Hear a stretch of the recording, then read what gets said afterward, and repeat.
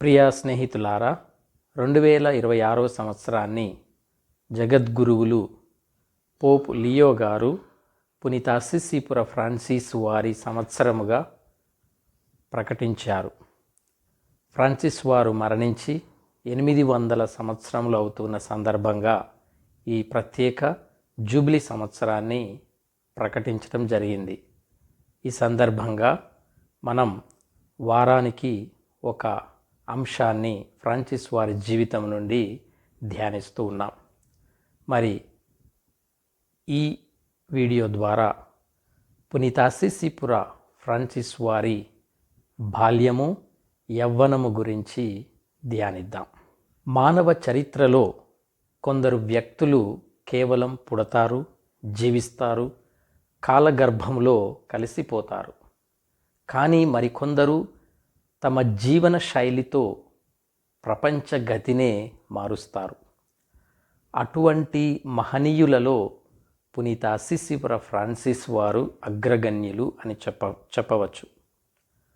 ఒక సంపన్న వస్త్ర వ్యాపారి కుమారుడిగా అస్సిసి వీధుల్లో విలాసాల మధ్య తిరిగిన ఒక రాజకుమారుడి వంటి యువకుడు సర్వసంగ పరిత్యాగిగా, ప్రకృతి ప్రేమికుడిగా, శాంతి దూతగా ఎలా మారారో తెలుసుకోవటం ఒక గొప్ప ఆధ్యాత్మిక అనుభవం. ఫ్రాన్సిస్ గారి జీవితం కేవలం ఒక వ్యక్తి చరిత్ర కాదు. ఆయన జీవితం అహంకారముపై కరుణ సాధించిన విజయం. ఫ్రాన్సిస్ గారి అద్భుత జన్మ వృత్తాంతాన్ని, తండ్రి నేర్పిన పౌరుషానికి, తల్లి బోధించిన దైవిక ప్రేమకు మధ్య సాగిన ఆయన అంతర్మథనాన్ని ఈ వీడియోలో తెలుసుకుందాం. జోవాన్నా పీకా పురిటి నొప్పులతో ప్రసవ వేదన పడుతూ ఉన్నది. ఆమె భర్త పీటర్ బెర్నడోనే అస్సిసి పట్టణంలోనే ప్రముఖ బట్టల వ్యాపారి. వీరిద్దరు కూడా ఫ్రాన్సిస్ గారి తల్లిదండ్రులు. అయితే ఆ సమయంలో ఆయన వ్యాపార నిమిత్తమై ఫ్రాన్సు దేశమునకు వెళ్ళాడు. అస్సిసి మార్గము గుండా వెళ్ళుచున్న ఒక యాత్రికుడు జోవాన్నా పీకాతో, అమ్మా, దగ్గరలోనే ఉన్న పశువుల పాకలోనికి వెళ్ళినట్లయితే ఎలాంటి నొప్పులు లేకుండా మగబిడ్డను ప్రసవించదవు అని చెప్పటం జరిగింది. దేదీప్యమైన గది, పాలరాయితో నేల, బంగారు రేకు పూత పూసిన సీలింగ్, ఇలాంటి విలాసవంతమైన భవంతిని వీడి జోవాన్నా పీకా పశువుల పాకలోనికి వెళ్ళింది. ఆమె పరిచారికలు మెత్తని పట్టు వస్త్రాలతోనో నార దుస్తులతోనో కాకుండా కేవలం ఎండుగడ్డితో అక్కడ ప్రసవ పడకను సిద్ధం చేశారు. పూర్వం బెత్లహేములోని పశువుల పాకలో కన్యమరియ ఏ విధముగానైతే దైవకుమారుడికి జన్మనిచ్చిందో అదేవిధంగా 26 సెప్టెంబర్ 1182 సంవత్సరంన జోవాన్నా పీకా ఒక అందమైన మగబిడ్డకు జన్మనిచ్చింది. కొన్ని రోజుల తర్వాత పీకా మేనకోడలు అయినటువంటి బెయాట్రిస్ అక్కడికి వచ్చి, అందరికీ వందనాలు, అంతా సిద్ధమైంది, బిడ్డకు జ్ఞానస్నానం ఇచ్చుటకు సాన్ రుఫీనో కెథీడ్రల్కు వెళ్దాం. అత్త, ఇంతకీ బాబుకి ఏమి పేరు పెట్టాలని అనుకుంటున్నావు అని ఉత్సాహంగా అడిగింది. కొద్దిసేపు నిశ్శబ్దంగా ఆలోచించిన తరువాత జోవాన్నా పీకా నెమ్మదిగా, ఈ బిడ్డకు యోహాను అని నామకరణం చేద్దాం. నా అంతరాత్మలో ఒక దృఢమైన నమ్మకం కలుగుతోంది. అదేమిటంటే, ఈ బిడ్డ బప్తిస్తా యోహాను గారి వలె యేసుక్రీస్తును, ఆయన పవిత్ర సువార్తను ఈ లోకానికి ప్రకటించే గొప్ప దైవ సేవకుడవుతాడు అని సమాధానమిచ్చింది. వ్యాపార నిమిత్తం విదేశాలకు వెళ్ళిన పీటర్ బెర్నడోనే ఇంటికి తిరిగి వచ్చి తన కుమారుని చూసి పరవశించిపోయాడు. అయితే తన బిడ్డకు యోహాను అని పేరు పెట్టడం అతనికి అంతగా నచ్చలేదు. తనను సంపన్నుడిగా, కీర్తిమంతుడిగా మార్చిన ఫ్రాన్స్ దేశంపై ఉన్న మక్కువతో ఆయన తన కుమారుడిని ఫ్రాన్సిస్ అని పిలవాలని ఆకాంక్షించాడు. ఫ్రాన్సిస్ అంటే ఫ్రాన్స్ దేశస్థుడు అని అర్థం. ఫ్రాన్సు దేశం తన మాతృదేశమగుట చేత తన భర్త కోరికను మన్నించి ఫ్రాన్సిస్ అని పేరు పెట్టుటకు జోవన్న పీకా అంగీకరించింది. ఫ్రాన్సిస్ పెరిగి పెద్దవాడయ్యాడు. చురుకైన యువకుడిగా మారిన అతను తన తండ్రి బట్టల దుకాణంలో పనిచేయటానికి ఇష్టపడ్డాడు. వారు అమ్మే పట్టు వస్త్రాలు ఎంతో అందమైనవి, నాణ్యత కలవి. వారి దుకాణంలో వస్త్రాలను అమ్మడంలో ఫ్రాన్సిస్ ఎంతగానో గర్వపడేవాడు. వ్యాపారంలోనే కాకుండా మాటకారిగా కూడా ఆయన అందరినీ ఆకట్టుకునేవారు. అక్కడికి వచ్చే గృహిణులతో, యువతులతో సరదాగా పరిహాసాలు ఆడుతూ చమత్కారంగా మాట్లాడేవాడు. పట్టు వస్త్రాల అందచందాల గురించి తనదైన శైలిలో అతిశయోక్తులు జోడించి చెబుతూ అందరినీ మంత్రముగ్ధులను చేసేవాడు. తన తండ్రి వ్యాపారం అంతలా దినదినాభివృద్ధి చెందడానికి ప్రధాన కారణం తానేనని ఫ్రాన్సిస్ అతనికి బాగా తెలుసు. ఆ పట్టణంలోని యువతులు దుకాణానికి వచ్చేది కేవలం బట్టలు కొనడానికి మాత్రమే కాదు. ఫ్రాన్సిస్ యొక్క ఆకర్షణీయమైన రూపం, ఆయన మాటల విలక్షణ శైలి, అద్భుతమైన సంభాషణ చాతుర్యాన్ని చూసి మురిసిపోవటానికి వచ్చేవారు. యువతులే కాక గృహిణులు సైతం ఫ్రాన్సిస్ పనితీరును, విజ్ఞతను ఎంతో అభినందించేవారు. తన వాక్పటిమతో అత్యంత సుందరమైన వస్త్రాలను ఎంచుకోమని వారిని ఒప్పిస్తూ తన చుట్టూ ఉన్న వారందరినీ ఎప్పుడు ఉత్సాహపరుస్తూ ఉండేవాడు. వ్యాపార మెలకువలు తెలిసిన తండ్రి పీటర్ బెర్నడోనే తన కుమారుని చతురతను చూసి గర్వంతో ఉప్పొంగిపోయేవాడు.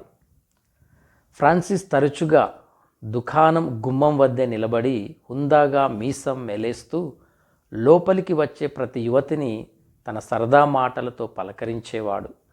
వారి చెవుల్లో ఏదో ఒక చమత్కారాన్ని గుసగుసగా చెబుతూ వారి ముఖాల్లో చిరునవ్వులు పూయించేవాడు.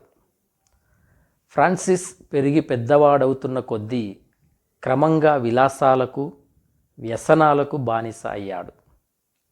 మనస్సును ఆకర్షించే ఏ వినోదానికైనా వెంటనే ఆకర్షితుడయ్యేవాడు. పగలంతా దుకాణంలో కష్టపడి వ్యాపారం చేసేవాడు. కానీ సాయంత్రం కాగానే ఆ రోజంతా సంపాదించిన డబ్బును విచ్చలవిడిగా సరదాల కోసం ఖర్చు చేసేవాడు. ఏమాత్రం అలసట అనిపించినా సంగీత ప్రపంచంలో మునిగిపోతూ సమయాన్ని గడిపేవాడు. ఈ క్రమంలో కొంతమంది గాయకులతో గాఢమైన స్నేహం ఏర్పడింది. అస్సిసి పట్టణ వీధుల్లో జరిగే విందులు, వినోద కార్యక్రమాలు, బహిరంగ వేడుకల్లో అర్ధరాత్రి వరకు తన్మయత్వంతో మునిగి తేలేవాడు. కాలక్రమేణా అస్సిసి పట్టణంలోనే ఫ్రాన్సిస్ ఒక ప్రముఖ గాయకుడిగా, కళారంగముపై మక్కువ గల నిష్ణాతుడిగా మంచి గుర్తింపును పొందాడు. పీటర్ బెర్నడోనే ప్రాథమికంగా మంచి మనిషి, బాధ్యతలు గల తండ్రి. కానీ ఆయనలో అహంకారం, గర్వం ఎక్కువగా ఉండేది. అప్పటి సామాజిక పరిస్థితులు, సంస్కృతి సాంప్రదాయాలే ఆయనను అలా మార్చివేసి ఉండవచ్చు. ఆయన దృష్టిలో జీవిత విలువలన్నింటికీ కొలమానం ఒక్కటే, అదే డబ్బు. సంతోషం, హోదా, అధికారము లేదా పేరు ప్రతిష్టలు ఇలా డబ్బుతో కొనగలిగే ఏ వస్తువైనా, ఏ గౌరవమైనా ఆయన జీవితంలో అత్యంత ప్రాముఖ్యమైనవి. సంపద ఉంటేనే సమాజంలో గుర్తింపు ఉంటుందని ఆయన బలంగా నమ్మేవాడు. తండ్రి ఆశయాల ప్రభావం తెలియకుండానే ఫ్రాన్సిస్ మనసులో బలంగా పడింది.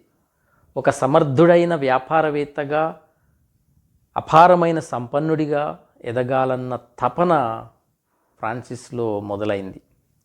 యుద్ధరంగంలో తన పోరాట పటిమను ప్రదర్శించి కీర్తి ప్రతిష్టలు గడించాలని, జీవితాంతం ఒక సాహసవంతమైన యోధుడిగా, అజేయమైన వీరుడిగా కొనసాగాలని ఫ్రాన్సిస్ గారు కలలు కనేవాడు. అంతేకాక తనను ఎగతాళి చేసిన వారిని క్షమించకుండా తిరిగి దెబ్బతీయడమే పౌరుషమని భావించేవాడు. కేవలం ధనవంతులు మాత్రమే జీవితంలో విజేతలుగా నిలుస్తారని, సంపద ఉన్నవారికే అసలైన సుఖ సంతోషాలు దక్కుతాయని ఆయన మనసులో గాఢంగా నాటుకుపోయింది. సాహసాలంటే ప్రాణం ఇచ్చే మనస్తత్వం అనుకున్న లక్ష్యాన్ని సాధించాలనే మొండి పట్టుదల, ఊహల్లో కాక నిఖార్సైన వాస్తవంలో జీవించే మనస్తత్వం, ఈ లక్షణాలన్నింటినీ ఫ్రాన్సిస్ తన తండ్రి నుండి వారసత్వంగా పుణికిపుచ్చుకున్నాడు. తండ్రిలోని ఆ పౌరుషం, కార్యదక్షత ఫ్రాన్సిస్ను ఒక సామాన్య యువకుడిలా కాక ఏదైనా సాధించాలనే తపన ఉన్న యోధుడినిలా తీర్చిదిద్దాయి. తండ్రి నుండి దృఢత్వాన్ని పొందిన ఫ్రాన్సిస్ ఆయన తల్లి నుండి మృదు మనస్తత్వం, ప్రేమానురాగాలు, సంగీతం, సాహిత్యం వంటి సుగుణాలను వారసత్వముగా పొందాడు. తన కుమారుడు అచంచలమైన విశ్వాసంతో, మంచితనంతో ఎదగాలని తల్లి జోవన్నా పీకా నిరంతరం ఆకాంక్షించేది. సద్గుణవంతురాలైన ఆమె నిరుపేదలలో మనం ఆ యేసు ప్రభువునే చూడాలి అని చెబుతూ సహాయం కోరి వచ్చేవారిని ఎన్నడూ ఖాళీ చేతులతో పంపకూడదని ఫ్రాన్సిస్కు నూరిపోసేది. తల్లి మృదువైన స్వరం ఫ్రాన్సిస్ అంతరాత్మలో ఎప్పుడూ, కుమారా, పేదరికంలో ఉన్నవారే ధన్యులు, వినమ్రులు, శాంతిని నెలకొల్పేవారే నిజమైన ఆశీర్వాదానికి పాత్రులు, నీవు సన్మార్గంలో జీవించు, అప్పుడు దేవుని కృప నీపై నిరంతరం ఉంటుంది, అణగారిన వారి పట్ల, పీడితుల పట్ల కనికరము కలిగి ఉండు, నిన్ను గాయపరిచిన వారిని సైతం క్షమించగలిగే గొప్ప హృదయాన్ని అలవర్చుకో అని ప్రతిధ్వనిస్తూ ఉండేది. తల్లిదండ్రుల విరుద్ధమైన అభిప్రాయాల మధ్య ఫ్రాన్సిస్ హృదయం ఒక యుద్ధభూమిలా మారింది. యవ్వనంలో ఉన్న ఫ్రాన్సిస్ అటు తండ్రి కోరుకునే ప్రాపంచిక వైభవాన్ని, ఇటు తల్లి బోధించే దైవిక కరుణను సమన్వయం చేసుకుంటూ రాజీ పడటానికి ఫ్రాన్సిస్ ప్రయత్నించేవాడు. పైకి అంతా సవ్యంగానే సాగుతున్నట్లు అనిపించినా లోపల ఫ్రాన్సిస్ అంతరాత్మ ఒక నూతన సత్యం వైపు అడుగులు వేయడం ప్రారంభించింది. ఆ క్రమంలోనే ఫ్రాన్సిస్కు ఒక గొప్ప ఆధ్యాత్మిక స్వస్థత కలిగింది.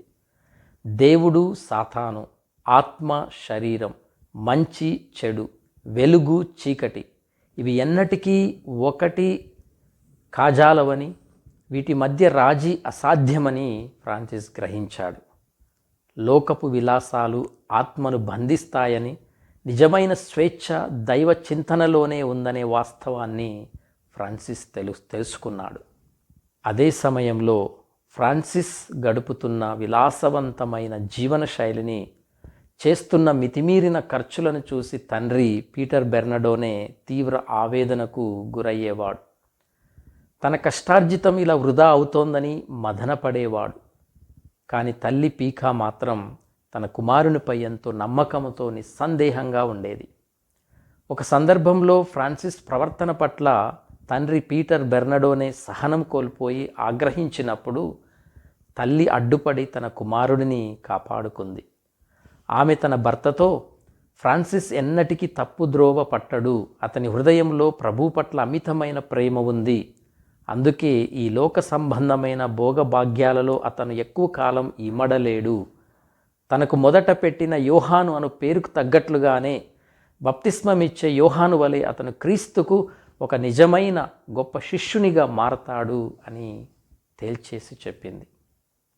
ఈ విధంగా ఫ్రాన్సిస్ వారి జీవితం లోకపు విలాసాలకు, దైవిక పిలుపుకు మధ్య ఒక యుద్ధంలా సాగింది. తండ్రి ఆశించినట్లుగా ఆయన ఒక గొప్ప యోధుడిగా మారాలనే లక్ష్యంతో యుద్ధానికి వెళ్ళినప్పటికీ దేవుని ప్రణాళిక మాత్రం వేరుగా ఉంది. పశువుల పాకలో జన్మించిన నాడే ఆయన జీవితం క్రీస్తు మార్గానికి అంకితమైపోయింది. తల్లి పీక నమ్మినట్లుగానే ఆ విలాసవంతమైన జీవితం, విందులు, వినోదాలు ఫ్రాన్సిస్ ఆత్మను ఎంతో కాలం బంధించలేకపోయాయి. అహంకారానికి ప్రతీకైన తండ్రి వారసత్వాన్ని పక్కన పెట్టేసి కరుణకు మారుపేరైన తల్లి బోధనలను స్వీకరిస్తూ ఫ్రాన్సిస్ ఒక సామాన్య యువకుడి నుండి అస్సిసి పునీతునిగా మారే పరివర్తన ఇక్కడే మొదలైంది. త్వరలోనే ఆయన తన విలాసవంతమైన జీవితాన్ని విడిచిపెట్టి పేదరికాన్ని తన ఆభరణంగా మార్చుకోబోతూ ఉన్నాడు. లోకపు విలువల కంటే దైవప్రేమే గొప్పదని చాటి చెప్పే ఒక మహాప్రస్థానికి ఇది కేవలం ఆరంభం మాత్రమే. ప్రియ స్నేహితులారా, ఇలాంటి మంచి ఆధ్యాత్మిక వీడియోల కోసం నా ఛానల్ని సబ్స్క్రైబ్ చేయండి, షేర్ చేయండి, లైక్ చేయండి. Thank you. God bless you.